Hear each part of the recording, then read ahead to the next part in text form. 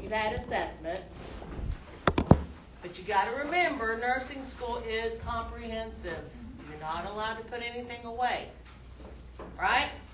All the anatomy you learned, you may see again. All the assessment you learned in 101, you may see again. Because nursing school is comprehensive. We all build till we get you out of here and get you working as nurses. Right? You with me? Thank you for the check.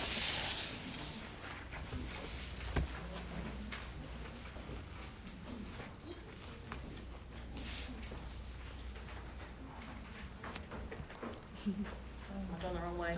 I was going the wrong way.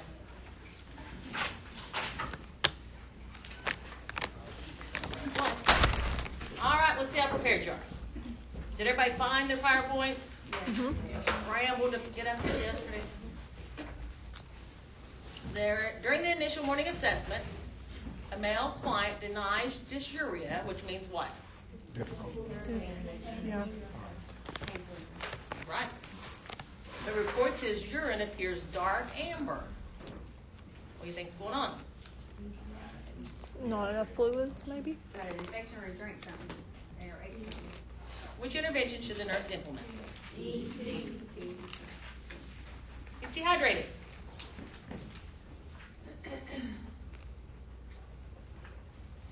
Which intervention is most important for the nurse to implement for a male client who is experiencing urinary retention?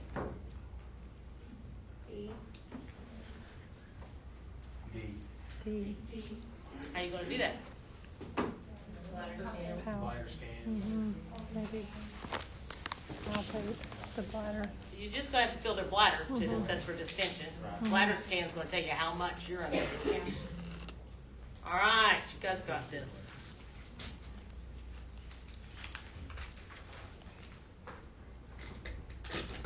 Did I go the right way? Okay, I can't see either, obviously.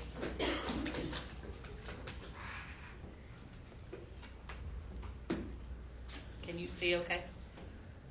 Which nursing intervention is most beneficial in reducing the risk of urosepsis in a hospitalized client with an indwelling urinary catheter? A. I think A.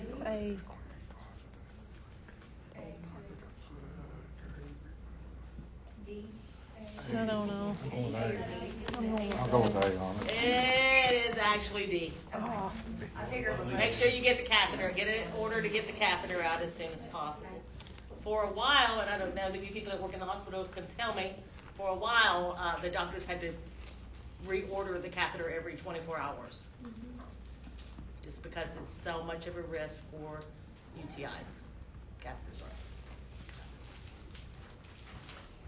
Carrier care is important, but more important to get the catheter taken out.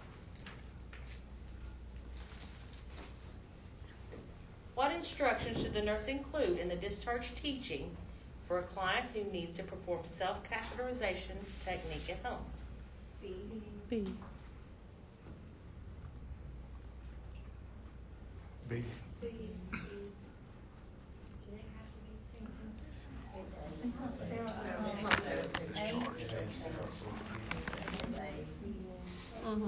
A. Oh, we'll get back to that. Catheterization should be done every 3 to 4 hours. Just about 90% of the things patients are sent home to do themselves are not going to be sterile. Because generally, if it's their environment and their germs, they're not as high risk for infection as they are if we're doing it to them with our germs and the healthcare facility germs. Does that make sense?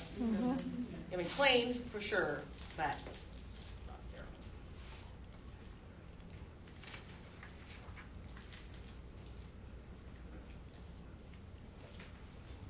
When teaching a female client to perform intermittent self-catheterization, the nurse should ensure the client's ability to perform which action? Well, A.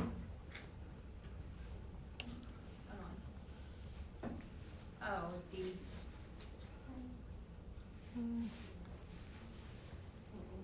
Anyone else have a guess? A. C. A is A. correct. They've got to be able to locate and manipulate the perineal area. And we will get back to that in a little bit as well. All right, so this is your anatomy. Everyone remembers all this, what these are, correct? If I had this on the test and these words weren't there, would you be able to figure out what they are? Yeah. Got that. Yes. Am I going the right way? Yeah. You know what all those structures do? Oh, what's wrong with her? Yes, ma'am. Megan wanted me to remind you about her. Megan Worthington. Is she on? She's the only one. She'll be back, I think, Monday. Is she on now? She is. Waiting for me? She just messaged me. Gosh, I did forget about Megan. Wonder if I could follow her.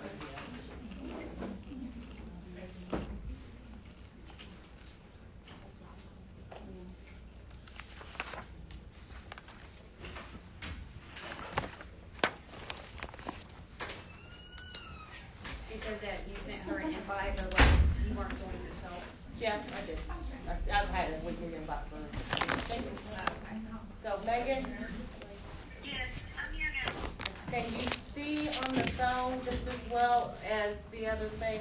If I set the phone up like we did last week? Yeah, that's fine. Okay, let me see if I can find my tissue box. It's up there. I love being in the business. Great place to be. Well, this way you can see the PowerPoint this way, right? Yes, yes. And you can see me if I come over there. Except when I get the tissue. How did I do this before? Always pride a lot. I think it's a different tissue box. I think it's a different tissue box as well. Okay, now Megan, can you see? Yes, Can you hear? yes. Barely? Yeah, barely. If you stand real close, I can hear. How about now? Better? Yes, that's better. Can you turn it just a little bit? Because I see like the middle of the... There we go. Good? Yes, thank you. All right, well, text somebody if something bad happens.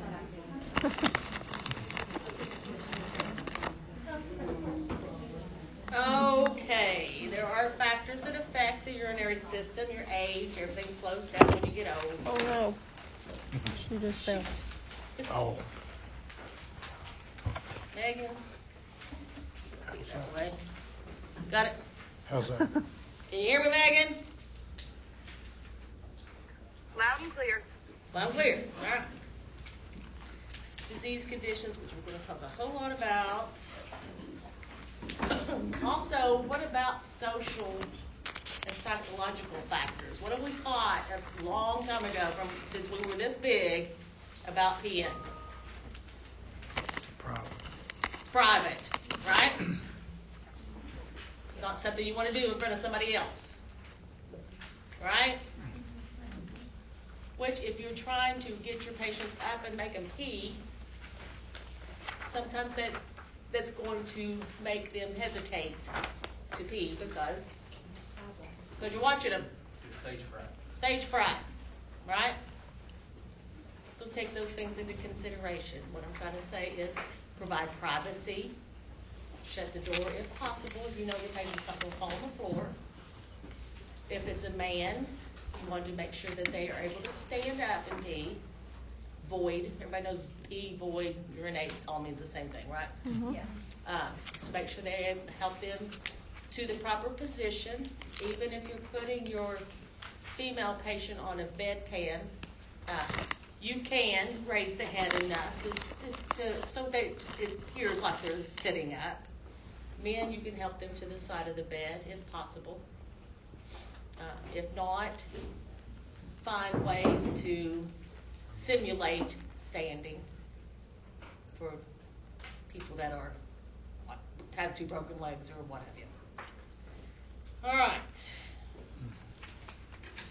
Make sure you give them time for stage fright. Do they have to stand? Do they have to stand? I mean, if they're elder and they can't. I mean, No. some of them like to stand. They don't have to stand. Just sometimes it's a thing that men are used to standing, That's so true. it helps them if you stand them up to go if they're having trouble I've going. seen some that want to stand there. But they don't have to stand. No. Okay. Other factors. I didn't think so. It's okay. Really. Let's see. Come in. I missed you. I know I'm just kind of flying through these, but you all can read them, and this is all from the chapter in your textbook. And so, if you're doing history, you're going to ask about things about voiding, ask how many times a day they go, ask what your urine looks like, ask what your urine smells like, ask if there's anything floating around in their urine. This is all part of your urinary assessment.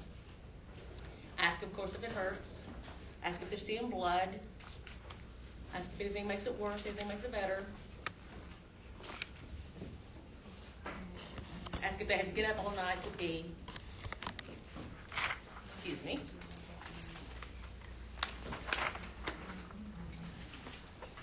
Terms that you all should know. Urgency. What is urgency? Gotta go. You gotta go right then. You may not have had to go 2 seconds ago, but when you gotta go, you gotta go. Dysuria, we already talked about. And frequency. What's frequency mean? How You're going, and then you're turning around, and you're going right back. Hesitancies. Anybody ever had an issue with hesitancy? Start and stop. It's kind of a shy bladder. Polyuria, you know what that means. Oliguria. Nocturia. Residual urine. Can't empty. No. Left over in the bladder after you voided. And hematuria. Well, All right.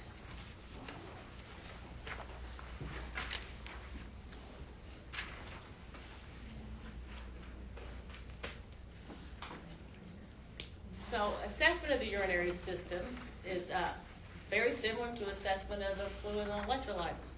Remember fluid and electrolytes? Mm-hmm. Your kidneys, your urinary system definitely affects your fluid and electrolytes, doesn't it? I guess we'll get back to all this. Know that your bladder should not be palpable. Your kidneys should not be palpable. We should not be able to feel in your abdominal cavity your urinary organs.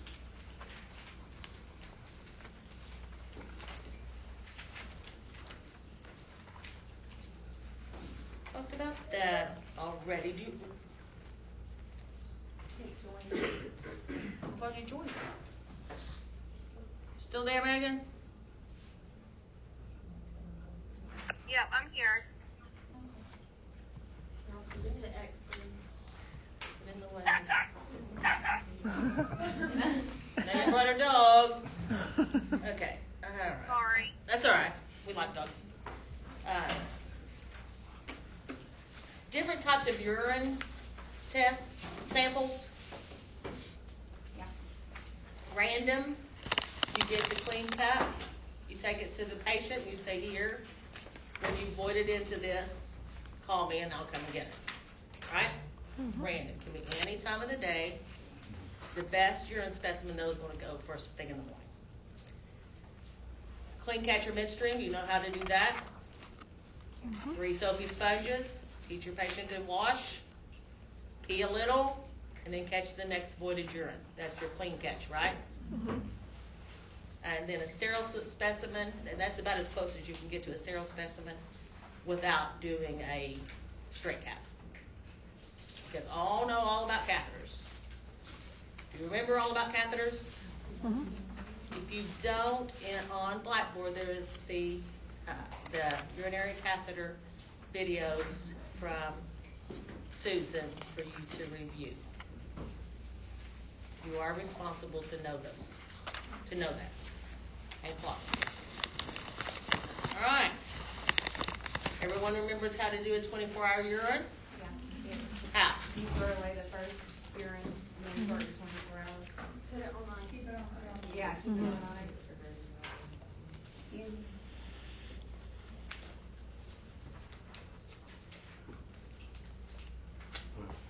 Does everyone know what a culture and sensitivity is? Yeah. Culture tells you what kind of bacteria, sensitivities tells you what kind of medication works for it. Y'all agree?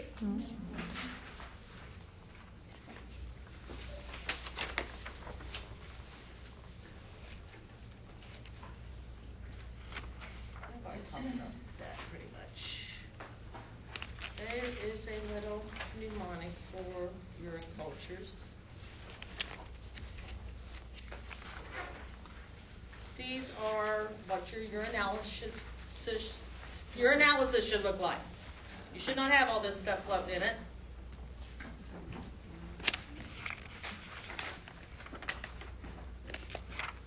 And BUN and creatinine, y'all know those are the main tests that you look for to see renal failure.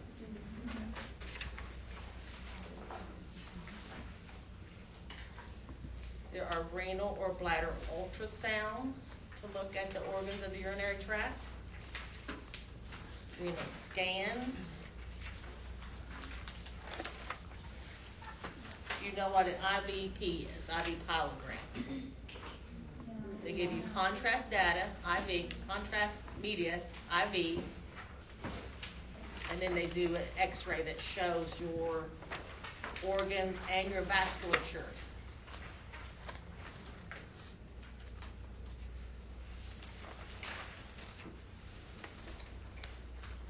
They'll do this a lot of times for like kidney stones, because the kidney stones will light up.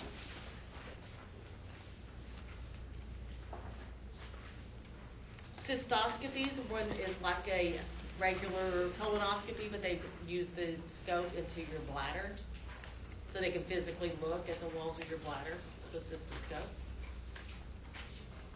Arteriogram also uses contrast media and outlines the arterial network. Biopsies, same as like a liver biopsy, large needle into your side, pressure afterwards. And KUB is an x-ray.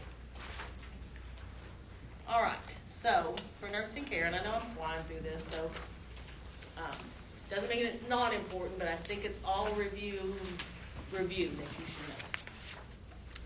So you want to make sure any of these procedures that we just talked about, which one of them would need a consent, a special consent sign? Biopsy, what else? Cystoscopy, yes.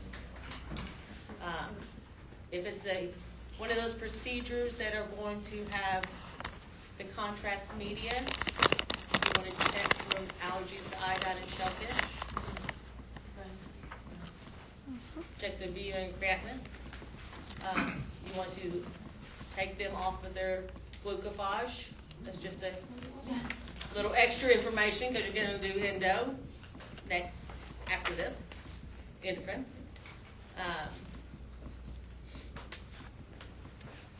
Make the bowel clean. Okay, so afterwards you're going to make sure to assess their urinary output. If they have a cystoscopy, cystography, I don't know what I'm trying to say. Anyway, they may have bloody urine for the first couple of times they void. That's a Cystoscopy. That's the word, thanks. May have urine, blood. May have blood in their urine afterwards. And usually they might have like a little bit of a sedative given before. Sometimes they don't, and they just have like local numbing to the urethra.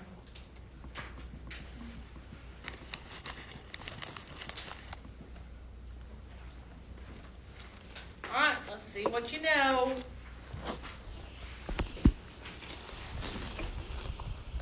Oh, wait. Ooh, A. Yes. Everybody agree? Yes. Speed readers. Good job, Ashley. The nurse is preparing a male client who has an indwelling catheter and an IV infusion to ambulate from the bed to a chair for the first time following abdominal surgery. What action should the nurse implement prior to assisting the client to the chair? B. B. B for sure, yeah. C. B for sure. No, not after client. No. B. Maybe and F. E. And After they just did, Had abdominal surgery. I don't think you did. Would you do A? F. No. Why not? Yeah. Have you ever had abdominal surgery? Yeah. I'm sure that. Have you ever got up afterwards? Yeah. Did it hurt? Mm-hmm. Yeah, right after. They will be. you gotta assess patient first. A is correct.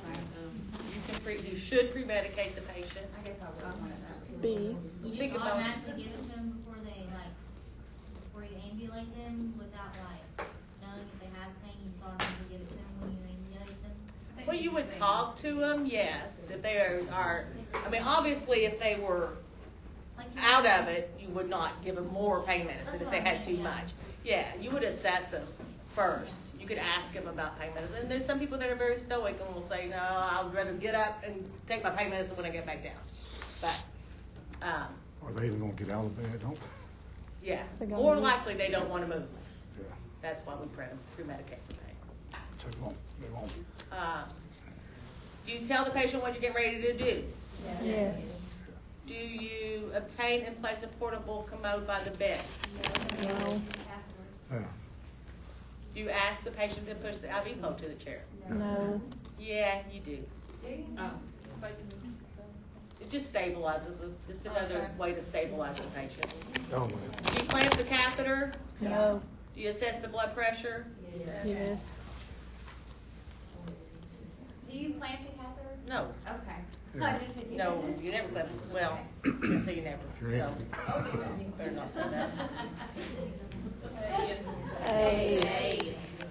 wow, so speed readers. You're only really good if I give it to you twice. No, you're really good anyway. I'm sorry. I didn't mean that. When assessing a client with an indwelling catheter, is this one? Yep. Which observation requires the most immediate intervention by the nurse? A. Not A. Well, it should never You be won't on put the down the side side. rail. It should never be on the side rail. No, it was immediate intervention. It would be in the worst case I don't know. You better close the bag. You gotta close Who the picked bag. A? scenario. I'll pick A. You pick A? I'll pick A. Anybody too. else pick A? You pick an A? I'll pick Who A. picks B? B. You can wait till when I tell you, then you can. What about C? Nobody wants C. What about D? Nah. D's right? Yeah. The correct answer is B. The clamp on the urinary drainage bag is open. Yes. Not only do you have urine flowing all over the floor, you got those little creepy crawlers in the floor crawling up into that bag and potentially crawling up into that bladder and causing a huge, massive infection. Gross. Does that make sense now? The nurse's care for a client who is unable to void. The plan of care establishes an objective for the client to ingest at least 1,000 milliliters of fluid between 7 a.m. and 3 p.m. Which client response should the nurse document that indicates a successful outcome?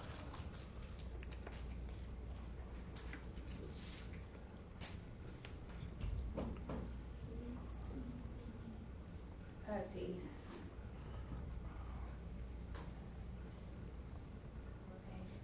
A. What's wrong with A? I like A. If you're voiding the same amount as you put in, the balance is not correct. But it Doesn't say anything about 1,000 milliliters, does it? At least. It's D, is it? Look, she's smiling. What about B? No. B has nothing about intake either. What about C? C has nothing to do with that goal at all. The It's only one that D. works is D. 240 times 5 is what? Greater than 1,000. Right? You see it now? Yeah. Okay. You gotta make sure if you have a goal, if you have a test question that says, this is the goal, how do I know if I've reached it or not? You gotta make sure your evaluation tool matches what you wanted to know. Check? Check. Mhm.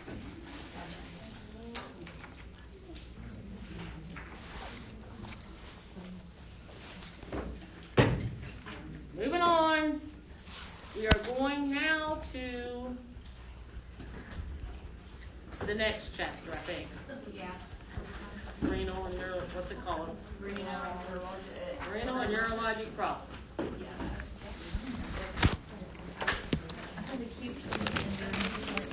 Got a cute kidney. All right.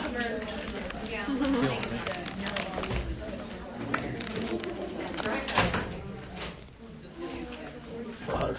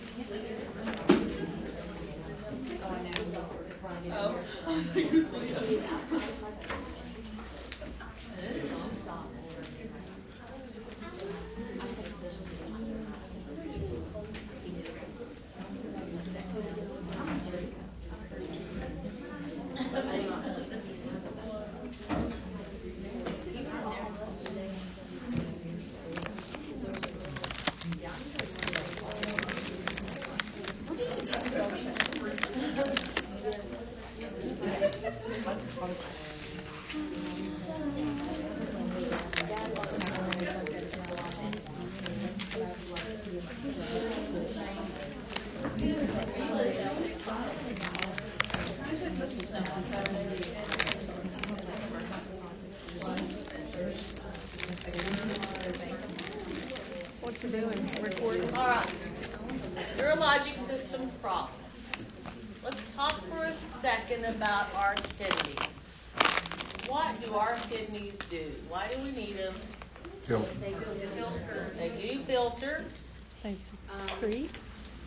Electrolyte, food like Yes. Need to do anything? Break down. that.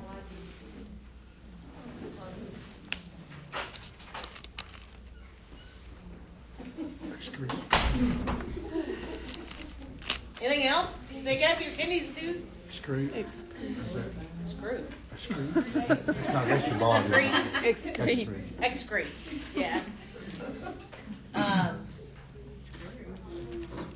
Vitamin D, What about it? it activates. Activates vitamin D, which helps us do what? Yeah. We need calcium for what? For your bones. To the bones. If we have too much calcium, what happens? I know, you're sorry you asked. You get Too hyperkalemia. much calcium. You get kidney stones. Oh. Your kidneys also regulate your blood pressure. Yeah.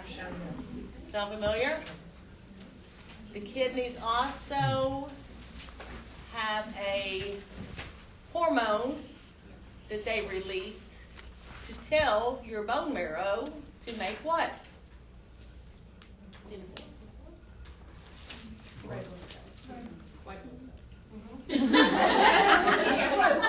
One more. AA. Red blood cells. Red blood cells. Erythrocytes. So your kidneys help improve anemia and keep you from being anemic.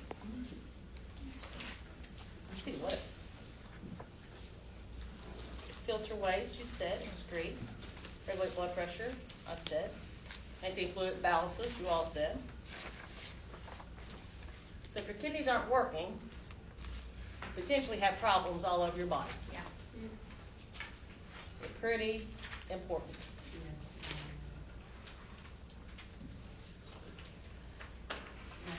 I think that's clear.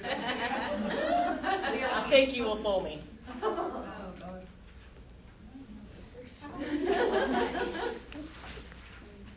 The client arrives at the emergency department with complaints of low abdominal pain and hematuria. The client is afebrile, doesn't have a fever. The nurse next assesses the client to determine a history of what? 2. Or A. Or 1. I don't know. I'll just say they have 4.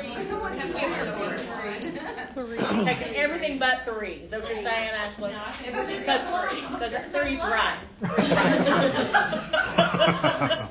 There is one. Somebody over there said 3 immediately. Was it you? I did. It makes sense. You got abdominal pain, you got blood. If you look and there's no fever, no infection, but they're still having hematuria. First, you're going to see if they have had any trauma to their bladder.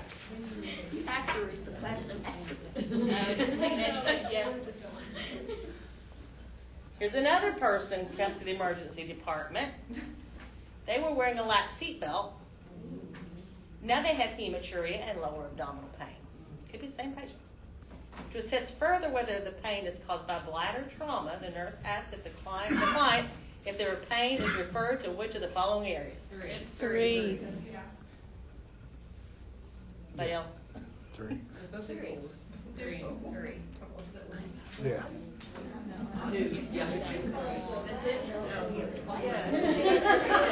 Y'all know what referred pain is? Yeah. What is it? It's when it hurts somewhere, but it hurts somewhere else too. Yeah. It's like gallbladder where your shoulder hurts. Yeah. I think that was radio. And it's because of the nerves that innervate the So it hurts him. You hit her in the kidney. You have renal trauma. I'm not talking breast. Probably the hip. I changed my answer to 1. Probably one. Or 2. Anyway, referred pain has to do with these organs being innervated by the same nerves that do other parts of your body, like your gallbladder and your shoulder. Okay. It's shoulder. Your gallbladder and your shoulder. Your bladder itself and your shoulder. So when my shoulder hurts, I need to go get it. You probably have bladder trauma. What was that word again? What was that word? Costovertebral angle. That's here. I think it's here where your kidney is. Under your, I hate to tell you that to be sure. I'm gonna look it up. But I think it's, where is it? It's below your ribs, but before you get to your pelvis. It's terrible. But that's not really that's where your bladder is. That's where your kidneys are. Okay. And that's when you're assessing the kidneys, you can hit them, you sock them in the costovertebral angle. And if it causes pain, you don't get them like she hits. She's mean. But you just kind of hit them like this. If it causes pain, it's probably related to the kidneys. All right. You get ready to put a catheter in somebody and you notice blood at the urinary meatus. What would you do? Yeah, I would call the physician. You are going to call somebody. Because you don't want to, you don't know where that blood's coming from. If you put the catheter in with blood coming from their bladder or somewhere else, you can make it worse.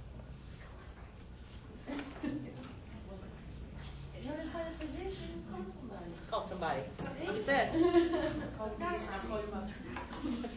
Don't call your mother. Is that what you said? Yeah. We're calling a wiser nurse, but the male client has a tentative diagnosis of urethritis. The nurse assesses the client for which of the following manifestations of urethritis. Okay. Four. I would say 4. 2 or Okay. 4. 4. Oh, you're 4. Anybody over there? I would say 4. You saying 4? Yeah, because it's inflammation, so it probably has to do with Dysuria and penile discharge is actually correct. Now tell me why men get urethritis. Because they have STD. Is it? She's right. What is it? Sexually transmitted diseases cause urethritis. Whatever. Okay, Brittany. Whatever. Okay. She answered that pretty quick. She did. The nurse is implementing measures to decrease urinary problems in an immobilized patient. Which of the following interventions is most important? No. B. Hold on. Decrease your rate. Oh, decrease. That would, yeah. B. Give him fluids. Yes. Yeah, what she said. You're right. It is B. Fine. All right. Let's roll. Some of this stuff I'm going to talk about. Some of this stuff I'm not. If it has on here the page number, I know we just talked about urethritis, so I really don't need to talk about it again.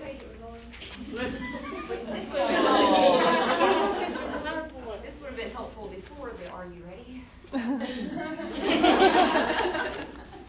Well, there'll be a, did you listen at the end? So I'm not going to preach this, and I'm not going to preach on this. So this is for you to look at on your own. It won't be on the exam, but it's still urethritis, no.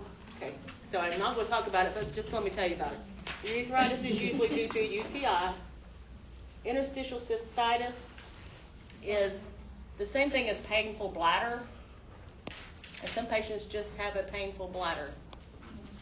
And sometimes they have to have it taken out, and they get an artificial bladder put in, and they still have pain in their bladder. So that's all I'm telling you about that. It won't be on the exam, but it's still kind of interesting. All of those will be on the exam or just in your urethritis? Just these. The ones that have page numbers, you're on your own. All right. UTIs. Who gets UTIs? Everybody. You don't have to show a hand. Seems like you elders, but they invite No. Not everybody. elders, Yeah. Catholics. Pediatrics and geriatrics. Is what you said? Maybe. Those are Geriatrics, Catholics. definitely. Am I serious? More prevalent in females. Am I good? Girls. I Girl. think ETOs too. They can, but it's way more prominent in women. Why? Because you're longer Shorter It urethra. is. And your urethra's only this long. Make sure you wipe down. Men have farther to go to get their bladder infected. See how it holds my head.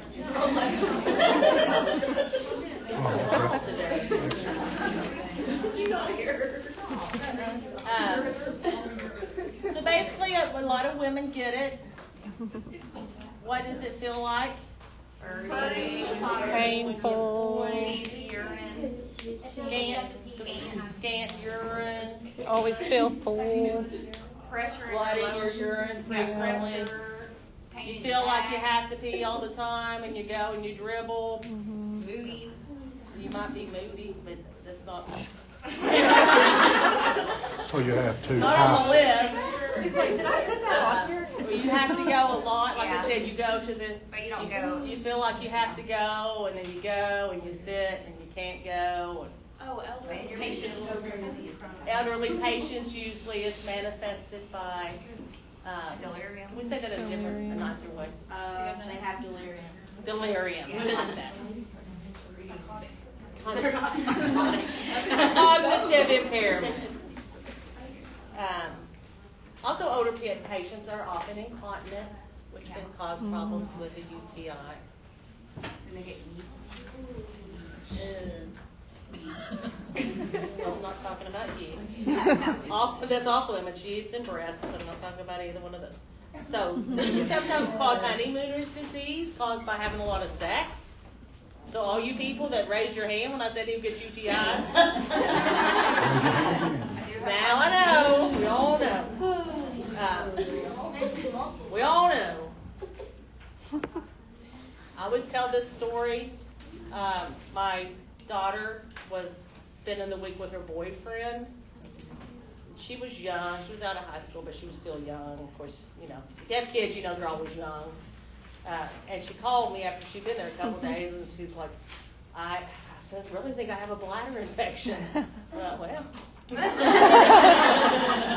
And her grandmother was alive at the time, and I told her, I said, go to the drugstore. There's things you can buy over the counter for UTI infection. UTIs. Get some cranberry juice, and you'll be all right. And don't mention it to your grandmother. So. Yeah, yes, pretty much. Okay, so we diagnose UTIs with a UA oftentimes. They may have to have a CNS. Remember your different types of urinary catches, your samples, urinary samples.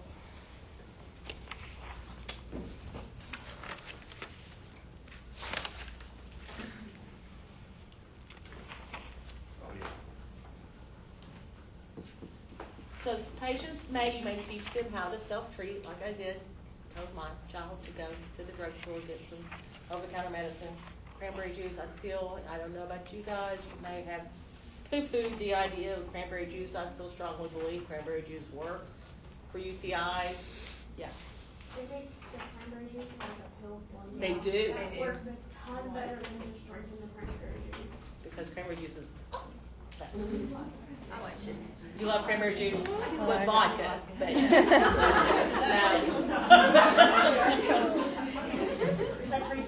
I like that cranberry juice, might not be good stuff. Anyway, patients can be taught to self-medicate.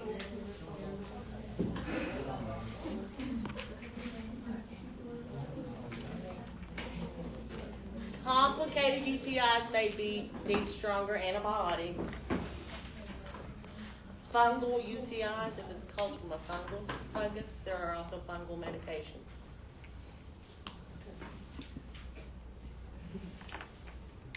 What used to happen, I forgot about this, so I just saw this written down. I don't know if this ever still happens, but there are people that get very bad UTIs, and usually it is like elderly, get some kind of fungal infection into their bladder.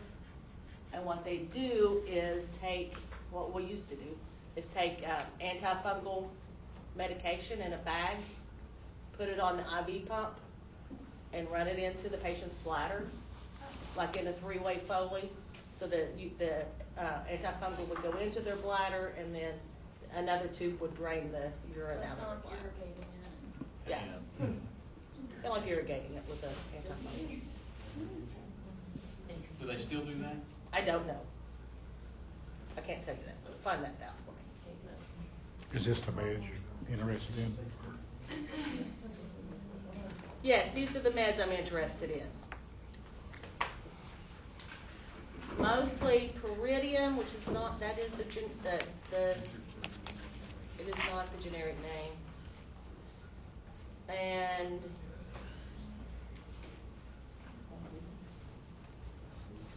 mostly Pyridium for now, for this. Okay. Yeah.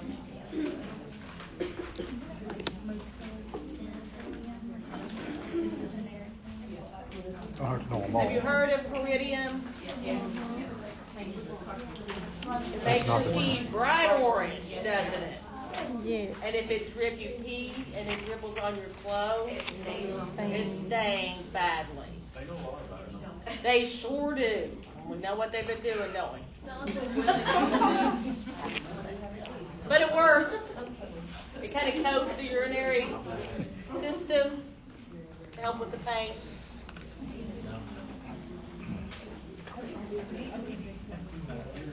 If somebody has a UTI, you want to increase fluids. Tell them to drink plenty of water to help flush out that bacteria. Because most patients with a UTI don't want to drink any water because it makes them pee more and it hurts when you pee. Don't drink a lot of water. So encourage fluids. Tell them it's more important for you to drink the fluids to help flush out whatever's causing your symptoms than it is to suffer. So it's just suffer through it.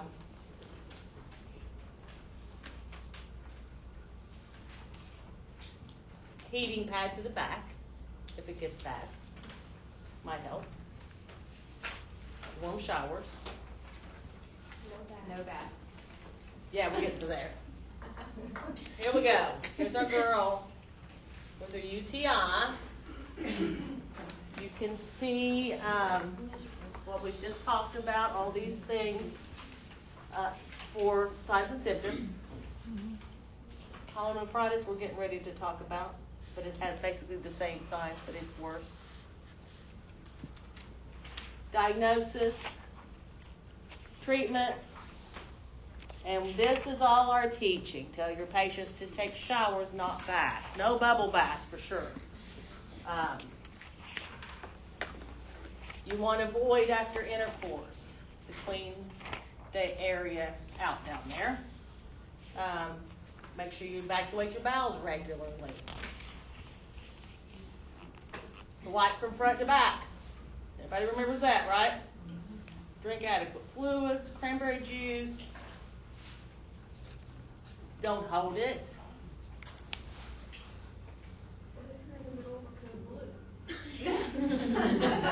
Stop peeing on yourself. Stop peeing on yourself. Possibly not a concern. Try not to hold it. If you've ever known, well, you guys are about ready to learn about the nurse bladder. That means you don't have to pee while you're doing a code blue. Most nurses can go 12 hours without emptying their bladder. Because it's a busy. So, yes, they may have a UTI.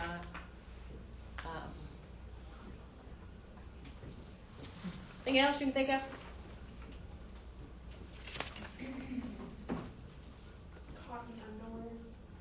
Cotton underwear with cotton crotches at the very least. Yeah. That's good. That was a good one. White. White's better than. Yeah. You should keep your peri area dry. No scented toilet paper. What, Megan? Hey!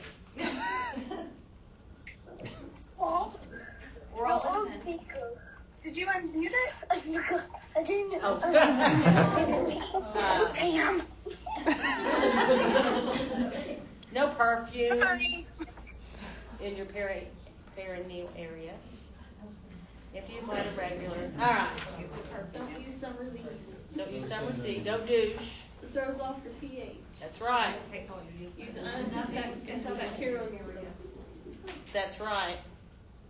I had a student once tell me that she had heard, it's not that bad, and she had heard that washing down there was bad for you because it changes your pH. That is that bad. And I said, It's bad not to please, wash. please wash your Wash your teeth. They're gonna be a test later. I can't hear you. Hang on. Dr. Oz said, Dr. Oz says stop eating oven Sloppy. So he says, don't wash it. Don't wash it. I don't Wash it. know. Don't wash it. If you don't What? Exit only, nothing in, I don't know. Oh, yeah, okay. Well, she was talking about not washing. No, you still wash. Yeah, no douching. Yeah. Just keep on blinking off. Hang on. If you are gonna clean it, that you should use an apple cider vinegar based soap because the apple cider doesn't affect your pH the way I hate soap y'all. does. Apple cider vinegar soap. Based soap. Apple? Yeah. Apple.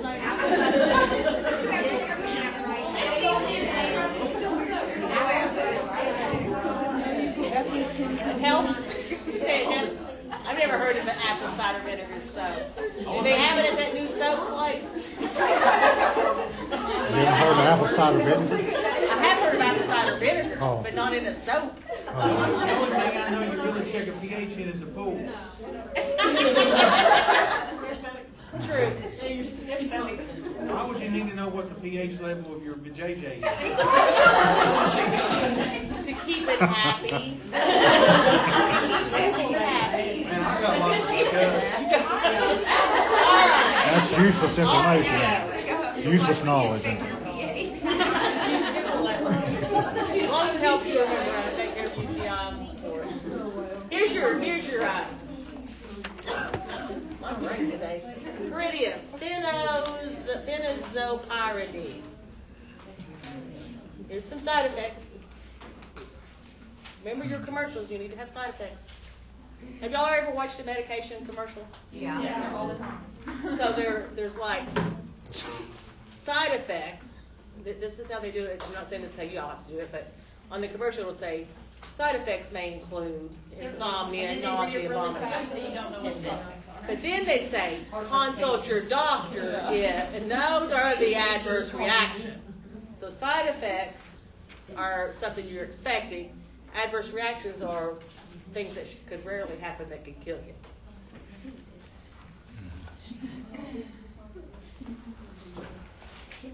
I guess you can have a pH imbalance in your JJ.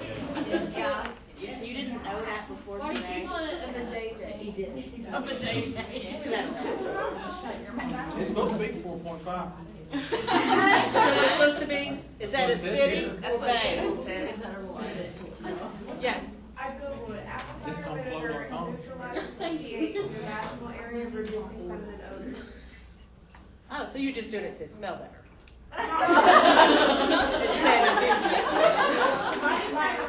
I got all of them. Really? Yeah.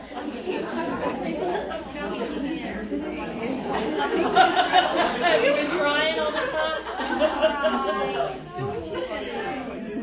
Do you want to share? No, you're good. Okay. All right, we're going on to pyelonephritis. Now, if you guys let these UTIs go on, they may crawl on up your urinary system and climb into your kidneys, causing pyelonephritis. Okay, it's an infection in your kidney.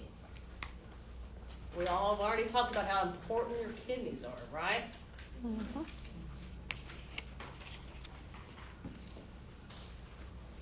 Risks of pyelonephritis include urinary tract tumors, decreased immune system,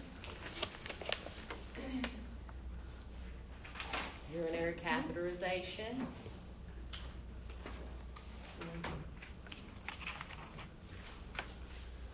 signs and symptoms include fatigue, chills, all those things there. Basically the same signs and symptoms as a UTI, but they're more, you may have more systemic signs like higher fever, white blood cells elevated.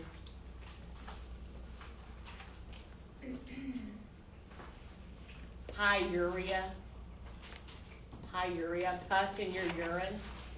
You might have pus in your urine if you have pyelonephritis. You should not have pus in your urine if you have just a UTI.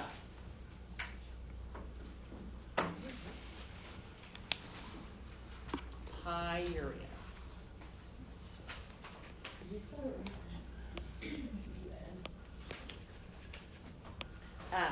Diagnostic exams, pyuria will be showing up on your UA. You'll have high white blood cell counts. Urine and blood cultures, urine cultures.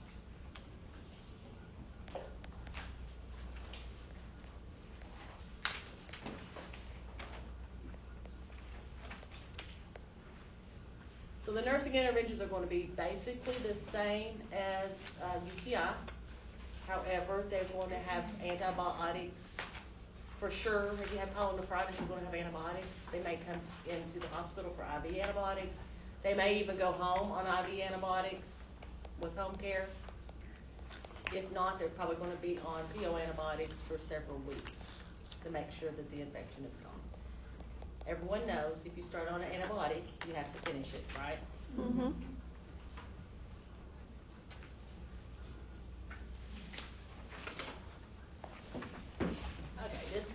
Okay, there you go, pyelonephritis. Some systemic, you're going to have more systemic symptoms from pyelonephritis than you did from a UTI. Other than that, basically the care is pretty close to being the same antibiotics. Urethral diverticula is a pocket that forms in your urethra. See the little pockets? We know what diverticulum are because we just talked about it last week, right? In your bowel. Well, these actually form in your urethra. So is that little stones? Little sacs. Okay. Maybe from childbirth. Maybe because of catheterizations or because of cystoscopies. Stone or what's it called? Urethral diverticulum. I don't know what you're asking me. I'm sorry. What? What's the stone? Is it just a stone? Or? Mm-mm. Oh, you're talking No. about. This is a It's just a diverticulum. pocket. This is not a stone. This is like a Right. loop Right. I got because something has happened to your urethra. I got you now.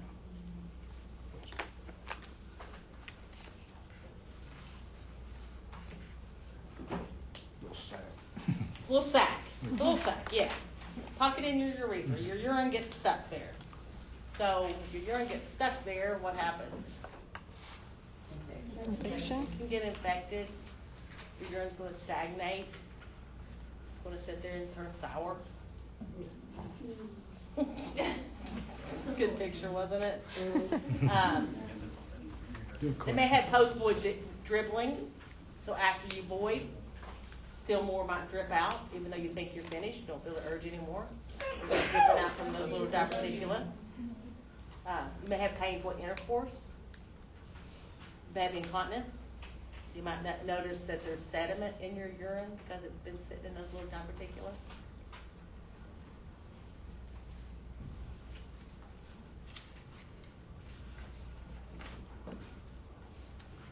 And they will diagnose this by x-ray or cystogram. Avoiding cystography is where they fill up your bladder, x-ray you as your bladder empties.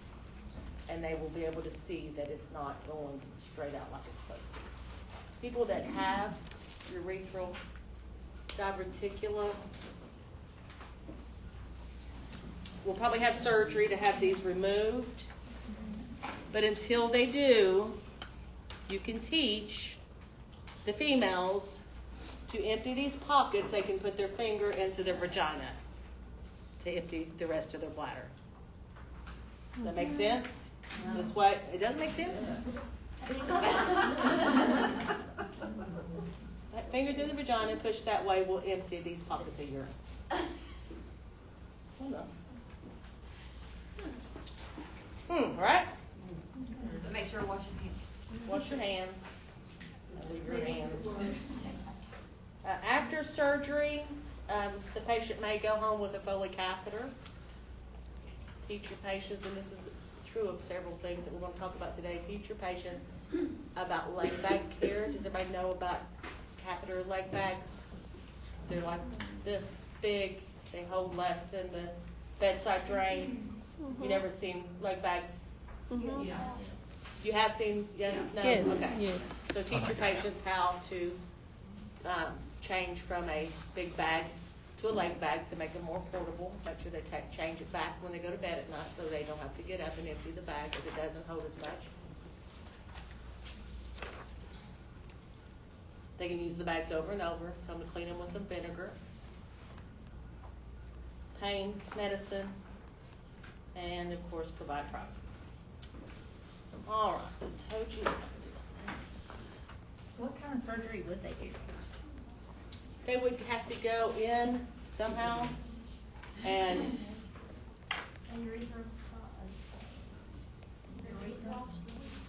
urethropscopy. Can they remove these with a urethropscopy? I don't How they do think it? so. You know how they do it? I'm sorry, what? I've never seen them Like fix them.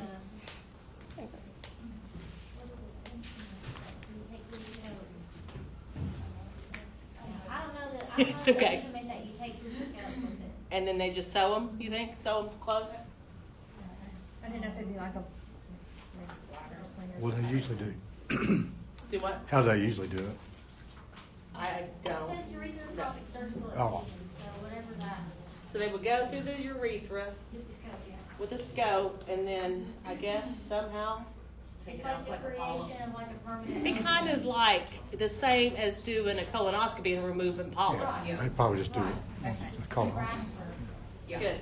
okay, thank you. I couldn't find the word in my They head. don't even remove those. It was good. I don't know what they're talking. Took me a minute to figure out what I was talking about. I've never seen them removed. All right, we're going on to, we're going to talk about glomerulonephritis and nephrotic syndrome. Goodpasture syndrome, you're on your own, there's a page number. I've never seen anybody with Goodpasture syndrome, so I don't feel a whole lot of need to talk about it. I don't know. It's page 1033. 1033. You're on your own. We are going to talk about glomerulonephritis. I think it's a hard word for me to say for some reason. That's inflammation of the glomeruli of the kidneys. What happens in your glomeruli? Filtration. You do, you better know. That's when the filtration occurs, right? It's the filtering part of the kidney. Glomerulonephritis may be rapidly progressive or chronic. Patients will have foamy urine because of the protein in the urine that's not being filtered out. They're going to have hypertension, fluid retention, fatigue. Oftentimes, what's on the next slide? Oh, here's that little guy. Okay. They're going to have swelling. I didn't say that. Facial and periorbital edema. Oftentimes, patients get glomerulonephritis from what illness? Does anybody know? Nope. Nope.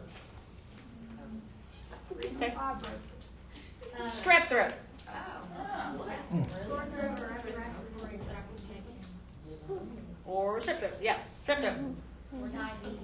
Mm-hmm. So can you repeat that? I know you said strep throat. Strep throat Does what? can cause glomerulonephritis. The strep and strep throat can cause glomerulonephritis. The strep and strep throat can also cause heart damage. Yes. So you want to make sure you teach your patients that have strep throat or have kids that have strep throat or kids that are susceptible to strep throat or if you're susceptible to strep throat to make sure you get treatment early. Change your toothbrush. Okay. My daughter got it. And finish your whole complete dose of antibiotics. My daughter got it twice in a row because I didn't change her toothbrush. Wow. I know. Let me see if there's anything else I want to say just for more.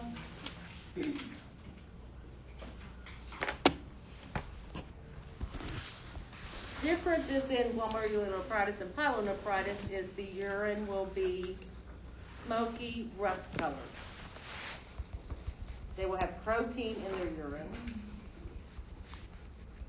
and may have abdominal or flank pain. Or they may have no symptoms at all. Okay, let me change that. Difference in pyelonephritis and glomerulonephritis is glomerulonephritis is harder for me to say, and think edema. Edema and strep throat. Glomerulonephritis. Is it only in the face? And like on the? No, weight gain. Okay. So it's really all over, but you will notice it in the patient's face.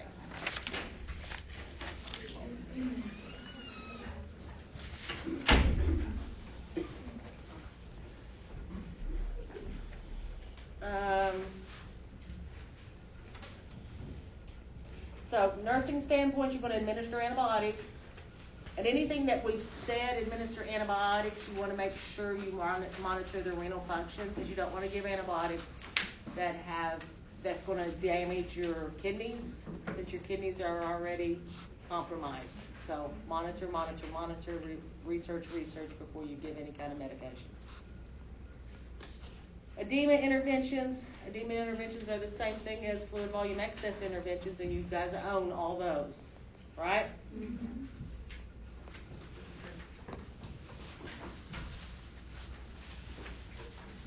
Nephrotic syndrome. What I want you to know about nephrotic syndrome is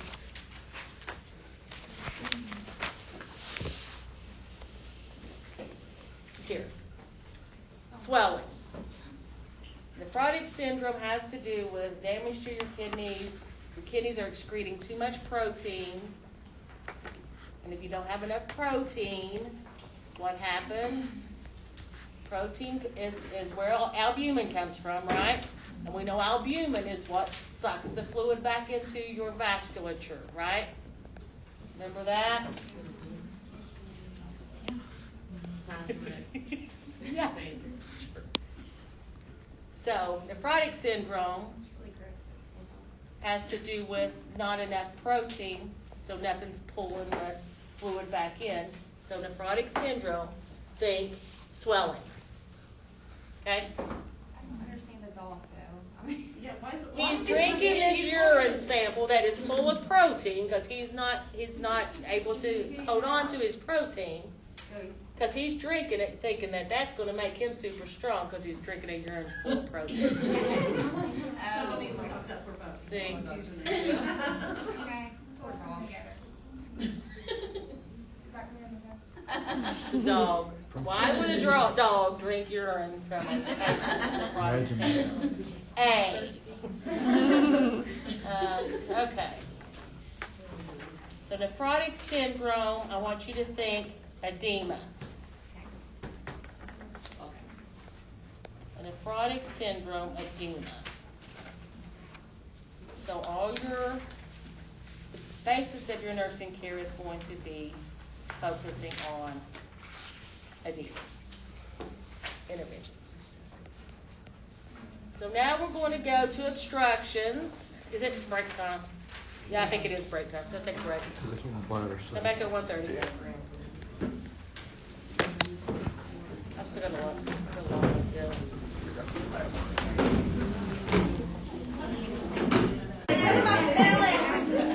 She's had a bunch, several. Yeah. I forgot what